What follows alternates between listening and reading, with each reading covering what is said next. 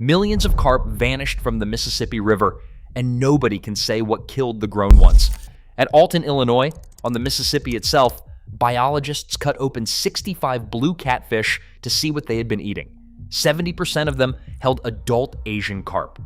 That made no sense. Between half and all of those carp were too big to fit through a catfish's mouth. Nothing in that river caught them. They were already dead. The men who found them were doing a head count, and nobody had sent them looking for a killer. Alton sits on the Mississippi just below the mouth of the Illinois River, so everything that happens up the Illinois arrives in the water at Alton. And since 1957, out of a field station at Havana, the same survey has run that river with the same electric current year after year. Aluminum boats, tripods on the bank, nets, a clipboard, a generator. It was watching this water before the carp ever reached it. That is the only reason anyone can say with a straight face that the carp are going away. Because they are. Near Starved Rock, the counts have fallen 5 years running. Michael Spear, who works the numbers at the Illinois River Biological Station, says they are making an increasingly large dent in the population, and the invasion itself has stopped walking. The front line of adult Asian carp sits in the Dresden Island Pool, roughly 50 river miles from Lake Michigan. It has sat there more than a decade, not slowed, stopped. In 2010, a single bighead carp turned up in Lake Calumet, 6 miles from the lake. In June of 2017, an adult silver carp came out of the Little Calumet 9 miles out. Crews searched hard both times and found nothing breeding. Single animals, never a foothold. Now understand what it is that stopped. These are the fish that fly. A boat motor startles a silver carp, and a 10-pound animal comes straight up out of the water 10 feet into the air. The government keeps a running list of what happens next. Black eyes, broken bones, concussions, cuts from the fins. One of them broke a teenager's jaw while he was being towed on an inner tube. And here is a detail almost nobody carries. Silver carp in China do not do this. Everywhere else they have been introduced, they barely do it at all. The leaping belongs to the American population, and no one has ever explained why. In one stretch of the Illinois River, researchers counted 328,000 silver carp. That is roughly 6 tons of fish in every mile of water. Then, in June, they began washing up on the banks. 66 miles of the Peoria Pool from Henry down to Peoria lined with dead silver carp. The state's fisheries chief, Michael McClelland, said it was spawning stress and a fast swing in the water chemistry after heavy rain. No contamination, no native species affected, and no number because nobody knows how many died. The people who live along that water did not believe a word of it. Illinois had already gone looking for something that could eat them, and the river turned out to have owned the best candidate on the continent for 100 million years. The alligator gar is old. Its family goes back 100 million years, and every other branch of it is gone. 7 species remain on the planet, and all 7 live in North and Central America. What swims in the Mississippi Basin tonight is the last surviving branch of something that used to be everywhere. It grows past 8 feet. The largest ever recorded came up in a net on Lake Chotard, Mississippi, on the 14th of February, 2011. 8 feet, 5 inches, 327 pounds. The man who caught it, Kenny Williams, had not been fishing for gar at all. He had set that net for buffalo. Officials aged the animal between 50 and 70 years, and one report put it past 95. They can age it because of the skin. A gar is wrapped in gonoid scales, diamond plates with a bone core, and an outer layer of the same stuff as the enamel on your teeth. Almost nothing gets through them. Native Americans cut them into arrowheads and worked them into breastplates. Settlers bolted them to wooden plows to keep the soil from wearing the wood away. And those plates lay down growth rings as the animal ages, which is how anyone knows a fish can be older than the man holding it. It also breathes AR. Its swim bladder is threaded with blood vessels and works as a crude lung, so the animal rolls up to the surface, gulps, and goes back down. In water so starved of oxygen that everything else suffocates, the gar simply comes up for a breath, and America spent nearly half a century trying to kill every one of them. They were classed as trash fish, nuisance species. State and federal agencies put them on the list for elimination, and men shot them, netted them, and left them to rot on the bank. Then the rivers were walled off with levees and dams, and the shallow backwaters where a gar has to spawn were cut off from the main channel. It had nowhere left to breed. In Illinois, the last confirmed wild alligator gar came out of the water in 1966 on hook and line in the Cache, Mississippi diversion channel down in Alexander County. Around 7 feet, around 130 pounds. The northernmost one ever verified in this country was landed at Maradosia, Illinois in 1922. The state listed the species as threatened in 1977. In 1994, it took it off the list again because by then, the fish was gone. Now look at what that animal was actually convicted of. There is not one confirmed alligator gar attack on a human being. Not one, anywhere in the entire record. The only documented injuries come from captured gar thrashing on the deck of a boat. A country spent 50 years exterminating a fish for a crime that has never once been shown to have happened. Then in 2010, Illinois started putting them back, and nobody stopped to check the numbers. Federal hatcheries had been raising alligator gar since the late 1990s, and the state joined a multi-state effort to restock the rivers that had lost them. The stated purpose was biodiversity. Bring back a native apex predator that people had wiped out, and give anglers a giant to chase. The public mood had already turned before the fish did. In 1992, a Houston public television station aired the first documentary ever made about the alligator gar and put it on the national schedule. On several stations that night, it was the highest-rated program on the air. A fish that was still legally classed as garbage was the most watched thing in the country's living rooms. It worked slowly because a gar does everything slowly. A male is not ready to breed until he is about 6. A female is not ready until she is past 10. 2 fish stocked as 2-year-olds at Powhatan Lake in June of 2011 were recaptured in August of 2022 at 57.7 inches and 42 pounds. Grown fast on the warm water, a power plant puts back into the lake. Gar began turning up on the end of ordinary fishing lines in water where nobody had seen one in living memory. So everyone did the arithmetic in their heads. Here is a monster with a mouthful of teeth coming home to the exact rivers a foreign fish has just taken over. Bring back the biggest predator in the water and let it eat the invaders for free. No barrier, no budget, no engineering, no taxes. The idea was clean, it was cheap, it asked nothing of anybody, and it was enormously satisfying. A wire service ran it nationwide, and the headline sold the gar as a weapon. And in 2016, the state of Illinois voted on it. House Joint Resolution 141 passed the House, and on the 31st of May, it passed the Senate. Unanimously. Both chambers. Not one vote against it. Written into the text of that resolution is a sentence stating that the fully grown alligator gar is our only native species capable of eating adult Asian carp. That sentence is now part of the legislative record of the state of Illinois. It sits in a whereas clause, the recital at the top of a resolution, the part that explains why the legislature is bothering. Nobody voted on whether it was true. They voted on the resolution, and the sentence wrote in underneath it.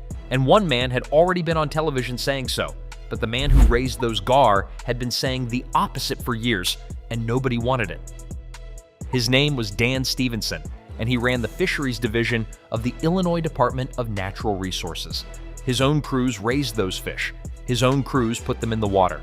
He said this publicly in 2016. Contrary to some reports, the department is not stocking alligator gar in an attempt to control Asian carp. They will have no effect on Asian carp. And he said something else, which is the part that should stop you. It is a numbers game, and the alligator gar will never be found in the numbers to suppress the population. Then, look at what those numbers actually were. Between 2010 and 2013, Illinois stocked about 6,000 alligator gar. Roughly 1,500 of them went in at a size big enough to survive being eaten themselves.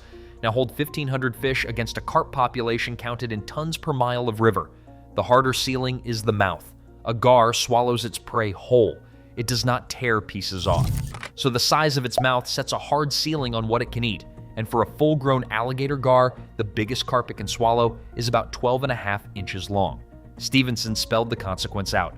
For the first 3 months of an Asian carp's life, it is vulnerable to a GR. After that, it is simply too large, and it swims past a fish that physically cannot take it. So somebody checked the stomachs. 17 young alligator gar were sampled at Merwin Preserve in Illinois. The only prey item found in any of them was gizzard shad. Down at Texoma Reservoir in Oklahoma, a study went through 138 alligator gar stomachs and found the same fish dominating the diet again, with buffalo fish and carp sucker behind it. Given the choice, those gar avoided catfish, avoided largemouth bass, avoided crappie. Not invasive carp, shad. And now the study that does not exist. Search the scientific literature for a study connecting alligator gar to the decline of Asian carp anywhere in the United States, and you will not find one. Not a stocking correlation, not a gut content result. The claim that has been repeated by legislatures, wire services, and a decade of internet video rests on no published finding at all. The state's own fisheries chief said so, out loud, 10 years ago. It made no difference because a boring answer has never once beaten a good monster story, which leaves the question, the catfish opened. Something is eating these fish. What? In the autumn of 2014, on a stretch of the Illinois River near LaGrange, researchers opened up 1,472 native predatory fish to see what was inside. Young Asian carp were about 9% of the food available in that water. They accounted for better than 15% of what actually got eaten, across 11 separate native species: short-nosed gar, channel catfish, flathead catfish, freshwater drum, yellow perch, smallmouth bass, largemouth bass, black crappie, white crappie, yellow bass, and white bass. White bass is where it stops being interesting and starts being strange. Through August and September, invasive carp appeared in 65% of the white bass examined and made up 61% of everything in their stomachs by number. 61%. From a prey item that was 9% of what was swimming past them. The researchers ran the selection math on it. White bass, black crappie, and short-nosed gar were choosing invasive carp on purpose, picking them out over their own native forage. And they kept picking them as the carp got harder to find, which is the opposite of how a predator is supposed to behave. And the largemouth bass were doing it too. A separate study found silver carp in 18% of the bass that were eating fish at all, and found them picking by size, taking the ones that fit. That is the reversal, in one line. The armored monster the state brought back ate shad. The fish in every farm pond in the Midwest ate the invader.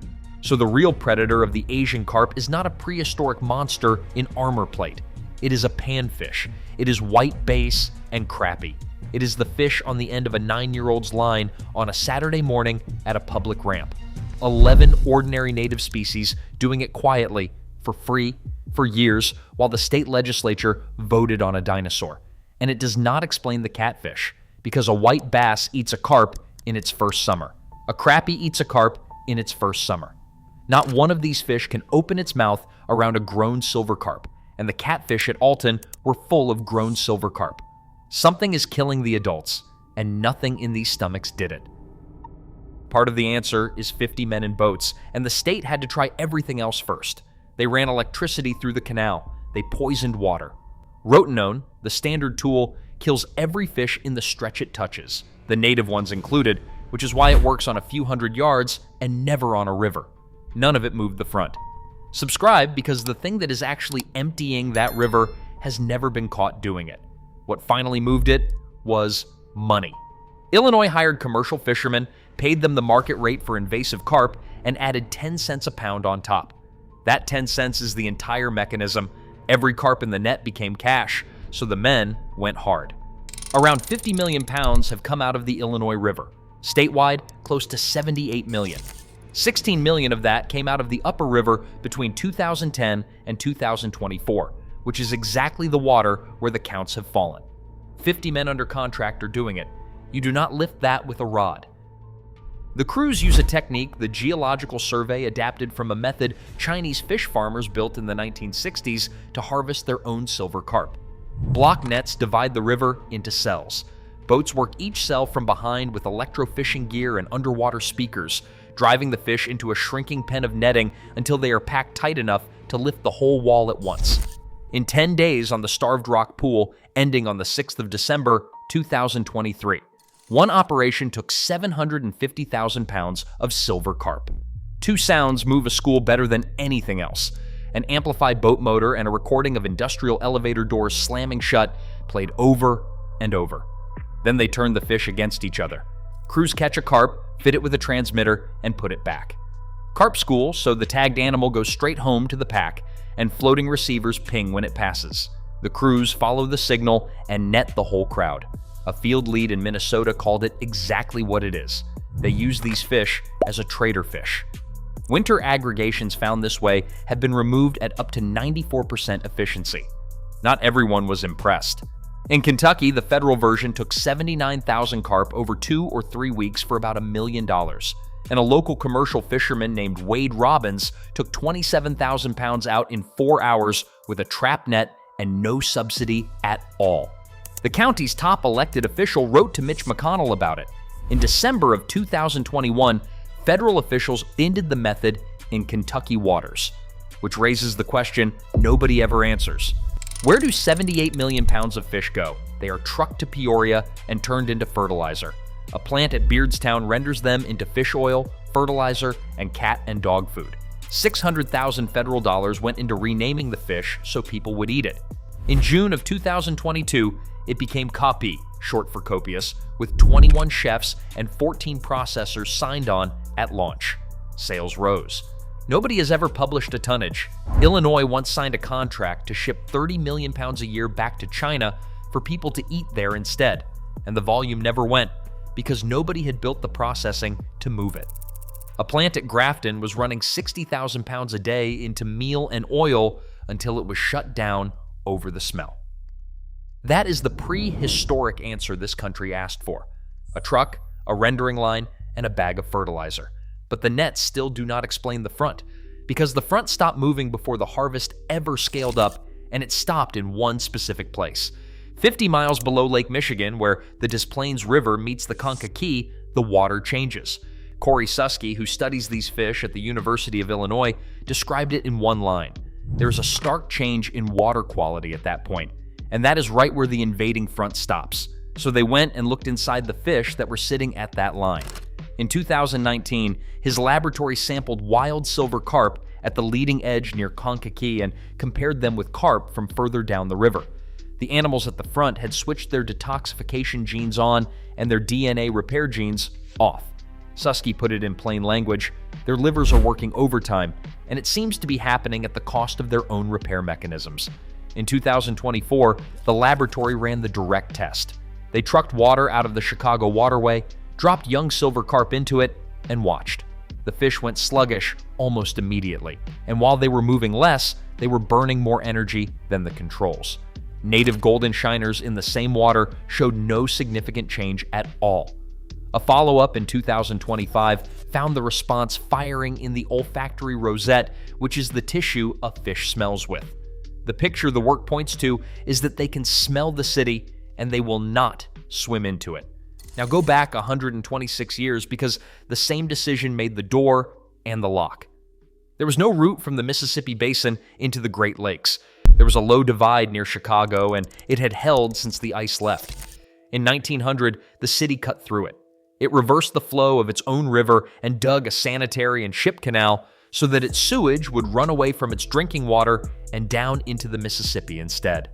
That ditch is the only path an Asian carp has ever had to Lake Michigan, and the filth it was built to carry is what is now sitting on top of the invasion front. Not what the treatment plants put out today either. That water is clean. It is the century of sediment lying in the bed of the canal, still leaching what was poured into it long before anyone thought to stop. There is a line in all of those papers that never gets quoted. Jennifer Jeffrey, who works with Susky at the University of Manitoba, has said that, to her knowledge, this is the only situation anyone knows of where human activity has accidentally halted the spread of an invasive species. A hydrologist with the Geological Survey, who had nothing to do with the work, agreed it may be unprecedented. And the people who found it will not let you round it up. The studies were never designed to prove cause. Roughly 280 contaminants have been documented in that water, and not one has been pinned as the trigger, and Susky has said outright that they are not promoting pollution as a form of carp control. The worst part of this has nothing to do with the fish. That waterway is the cleanest it has been in a century, and native species are moving back into it. The researchers have written down plainly that continued improvement may remove the very thing keeping the carp out. The catfish at Alton never did get explained.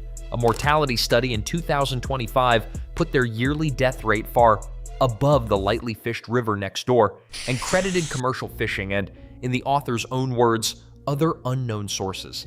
That is where the science stops, and the machine meant to replace the accident is not being built. Brandon Road is a $1.15 billion project. The agreement was signed in July of 2024. The first contract went out that December, and it has been halted twice since. On the 24th of July, 2026, a work stoppage order landed with about $2 million of material already sitting on site. The Army Corps confirmed only that it is under administration review and declined to say why, who ordered it, or for how long. $13.6 million in grants, the money that pays those 50 men, is frozen. So the carp are being held back by a bounty check that has stopped clearing, and by poison in the water we are busy cleaning up. What do you think happens first? Subscribe, because the next one is a city the United States built under the Greenland ice and then walked away from, and the ice is handing it back.